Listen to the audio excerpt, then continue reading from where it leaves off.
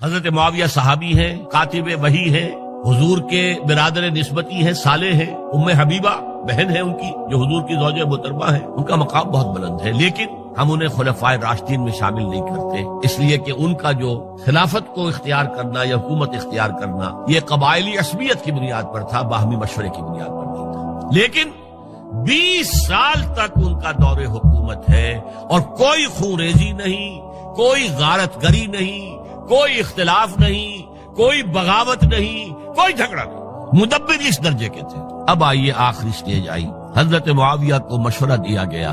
مغیرہ ابن شعبہ ایک بزرگ صحابی تھے کہ دیکھیے جناب امیر، مسلمانوں میں اختلاف ہوا، 4.5 سال 5 سال خانہ جنگی رہی، اب اگر پھر معاملہ آپ کے انتقال کے بعد ایسے ہی چھوٹ گیا تو اختلافات ہوں گے، جھگڑے ہوں گے، مختلف دعوے دار سامنے آئیں گے، جنگیں ہوں گی، پھر دوبارہ جو ہے فساد ہو جائے گا، آپ کسی کو نامزد کر دیجیے۔ اور پھر مشورہ دیا اپنے بیٹے یزید کو نامزد کر دیجیے۔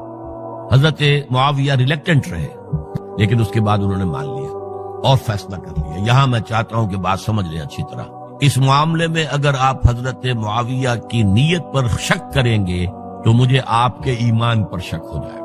نیت پر نہیں، غلطی ہو سکتی ہے، صحابی ہیں، نیت غلط نہیں تھی، نیت کیا تھی؟ اور میں سمجھتا ہوں 100% درست تھی کہ اب اتنا پانی گزر چکا ہے پل کے نیچے سے وقت کے دریا میں کہ بارے صحابہ سب رخصت ہو چکے، اب اکثریت 9 مسلموں کی ہے، عصبیتیں بھی ہیں، قبائلی عصبیتیں ختم تو نہیں ہوئی، لہذا جب تک کوئی قبائلی عصبیت پیچھے نہیں ہوگی حکومت کے، حکومت نہیں چل سکے گی۔ یہ ابن خلدون کا لفظ ہے، عصبیت، کوئی چیز جو جوڑے آپ کو۔ تو دینی عصبیت اب کمزور پڑ گئی ہے، اس لیے کہ حضور نے جن کو تربیت دی تھی وہ اب گئے، اکثر و بیشتر گئے۔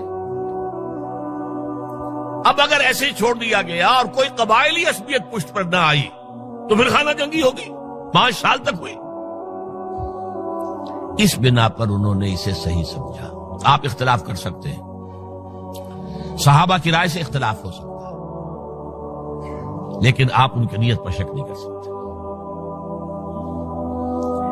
بہرحال واقعہ کیا ہے تاریخی اعتبار سے کہ یہ 10ویں سال میں نامزد کر دیا یزید کو اپنے بعد خلیفہ کے لیے، ولی عہد۔ اس وقت تقریباً سب نے بات مان لی سوائے 5 افراد کے۔ وہ 5 افراد بہت اہم تھے، بہت اہم۔ ابو بکر اہم ترین آدمی تھے، ان کے بیٹے عبد الرحمن ابن ابو بکر۔ عمر نمبر 2 تھے، عبداللہ ابن عمر۔ زبیر عبداللہ ابن زبیر۔ عباس عبداللہ ابن عباس، اور حسین ابن علی۔ حضرت حسن کا انتقال ہو گیا تھا۔ اہل تشیع کا کہنا یہ کہ زہر دیا گیا، واللہ اعلم، میں کچھ نہیں کہہ سکتا۔ میں کوئی تاریخ کا محقق اس معنی میں نہیں، میں موٹی موٹی باتیں جانتا ہوں۔ بہرحال انتقال ہو گیا تھا، 5 آدمیوں نے نہیں مانا، لیکن دیکھیے یہ تھی تدبر کی بات حضرت امیر معاویہ کی۔ کوئی دباؤ نہیں ڈالا، کوئی جبر نہیں کیا، کوئی کسی کو نقصان نہیں پہنچایا کہ نہیں مان رہے تو یہ کر دیں، نہیں۔ دیکھیں گے جب وقت آئے گا۔ جب وقت آیا حضرت معاویہ کے انتقال کے بعد، اب ایک صاحب جا چکے تھے، حضرت عبد الرحمن ابن ابی بکر فوت ہو چکے، اب 4 رہ گئے، 3 عبادلہ، عبداللہ ابن عمر، عبداللہ ابن عباس، عبداللہ ابن زبیر، ایک حسین ابن علی رضی اللہ تعالی عنہم اجمعین۔ جب بیعت ہو گئی یزید کی تو اب ان کے درمیان اختلاف ہوا۔ یہ بات اچھی طرح سمجھ لیجئے، تاریخی حقائق، موٹے حقائق کو چھوڑ کر باریکیوں میں جب پڑھتے ہیں تو معاملہ غلط ہو جاتا ہے۔ موٹے حقائق کو سمجھیں، جیسے کہتے ہیں میکرو اکنامکس اور مائکرو اکنامکس۔ میکرو ہسٹری جو ہے، 2 ایک طرف ہو گئے، 2 ایک طرف ہو گئے۔ عبداللہ ابن عباس کی رائے ہوئی کہ اگرچہ یہ غلط کام ہوا ہے، یہ قیصر و کسریٰ کی سنت پر عمل ہو رہا ہے، لیکن یہ ایسی بڑی بات نہیں ہے کہ خون ریزی شروع کر دی جائے اور امن و امان ختم ہو جائے۔ یہی بات عبداللہ ابن عمر کی ہو گئی، یہ دو تو یکجا ہو گئے. مصلحت کہہ لیں جو بھی سمجھے، لیکن نیت پر حملہ نہیں کر سکیں گے آپ. دیانتاً انہوں نے یہ سمجھا کہ اب جب کہ ہو گیا معاملہ تو ٹھیک ہے. حرام مطلق تو کہیں نہیں لکھا ہوا قرآن کے اندر کہ بیٹا نہیں ہو سکتا، کہیں نہیں لکھا ہوا.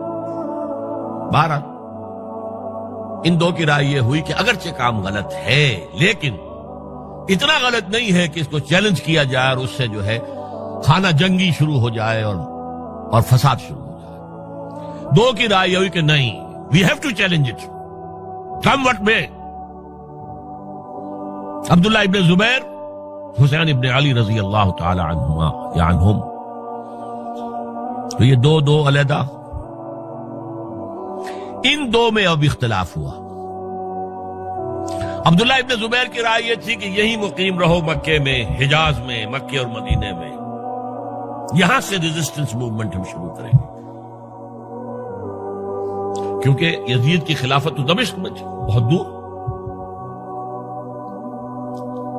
حضرت حسین کو خطوط آ رہے تھے کوفے سے. کوفہ حضرت علی کا صدر مقام رہا تھا، اور جن سبائیوں نے فتنہ پیدا کیا تھا حضرت عثمان کے خلاف وہ بھی وہیں آباد تھے. انہوں نے خطوط کا تاتا باندھ دیا، آپ آئیے ہم آپ سے بیعت کریں گے اور کھڑے ہوں گے اور مقابلہ کریں گے اور اس یزید کی حکومت ختم کریں گے. ڈاک کے تھیلے بھرے ہوئے. حضرت حسین نے فیصلہ کیا کوفے جانے کا، بہت روکا.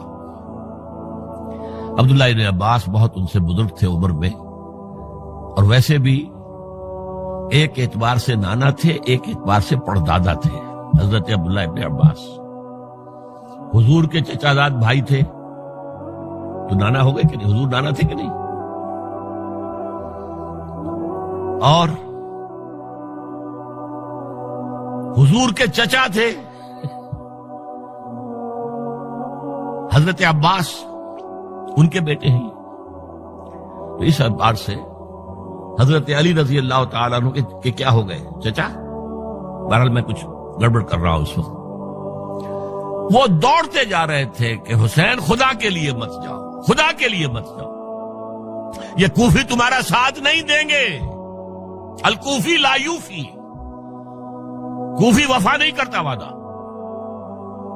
اور خدا کے لیے اگر جانا ہے اپنے گھر والوں کو یہاں چھوڑ دو. بس حضرت حسین پر رضی اللہ تعالی عنہ جو ایک کیفیت تھی، انہوں نے سب باتوں کو نظر انداز کیا. وہاں ہزاروں لوگوں نے مسلم بن عقیل جو حضرت حسین کے نمائندے کی حیثیت سے پہلے گئے تھے، ان کے ہاتھوں پر بیعت کیا. وہ خطوط آ رہے تو اور بھی بات پختہ ہو گئی. ابھی راستے ہی میں تھے کہ پتہ چلا کہ ابن زیاد گورنر بن کر آیا ہے، اور اس نے جو وہاں پر تشدد کیا ہے اور ڈنڈا برسایا ہے، سب بیعت توڑ کے گھروں میں چھپ گئے. اور مسلم بن عقیل جو ہیں وہ بے یار و مددگار شہید بھی کر دیے گئے. حضرت حسین نے ارادہ کیا کہ واپس ہو جائے مدینے کی طرف. اب مسلم بن عقیل کے بیٹے جو ہیں، وہ عرب کی ایک غیرت ہے، ایک آنر جسے آج کل کہتے ہیں، ہم اپنے باپ کا بدلہ لیے بغیر نہیں جائیں گے. اور حضرت حسین کی شرافت اور مروت، یہ لوگ میرے ساتھ آئے تھے نا، میرا ساتھ دے رہے تھے، اب میں ان کا ساتھ کیسے چھوڑوں.